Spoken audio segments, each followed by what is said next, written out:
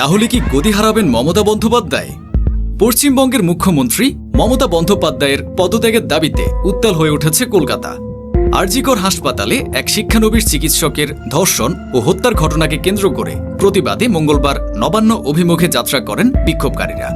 শান্তিপূর্ণভাবে শুরু হওয়া এই বিক্ষোভ দ্রুতই সহিংস রূপ নেয়, যখন পুলিশ লাঠিপেটা, টিয়ার শেল ও জলকামান ব্যবহার করে আন্দোলনকারীদের ছত্রভঙ্গ করার চেষ্টা করে। বিক্ষোভকারীরা পাল্টা প্রতিরোধ গড়ে তোলেন, যার ফলে রণক্ষেত্রে পরিণত হয় কলকাতার বিভিন্ন এলাকা। এই সংঘর্ষে প্রায় 2 শতাধিক আন্দোলনকারীকে গ্রেপ্তার করা হয়।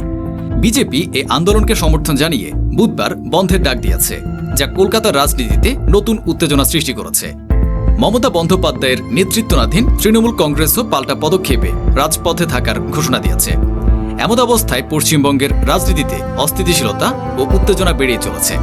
মমতা বন্দ্যোপাধ্যায়ের পদত্যাগের সম্ভাবনা আপাতত অনিশ্চিত বলে মনে হচ্ছে, যদিও বিরোধী দল, বিশেষ করে বিজেপি, তার পদত্যাগের দাবিতে আন্দোলন চালিয়ে যাচ্ছে।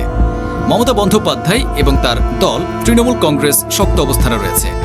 মমতা বন্দ্যোপাধ্যায় দীর্ঘদিন ধরে পশ্চিমবঙ্গের রাজনীতিতে অত্যন্ত প্রভাবশালী নেতা হিসেবে প্রতিষ্ঠিত। তার জনপ্রিয়তা এবং দলের শক্ত ভিত্তি থাকায় তাকে পদত্যাগে বাধ্য করা কঠিন। তবে যদি আন্দোলন আরও তীব্র হয় এবং জনগণের মধ্যে বিরোধী পক্ষের সমর্থন বাড়ে, তবে তার উপর চাপ আরও বাড়বে।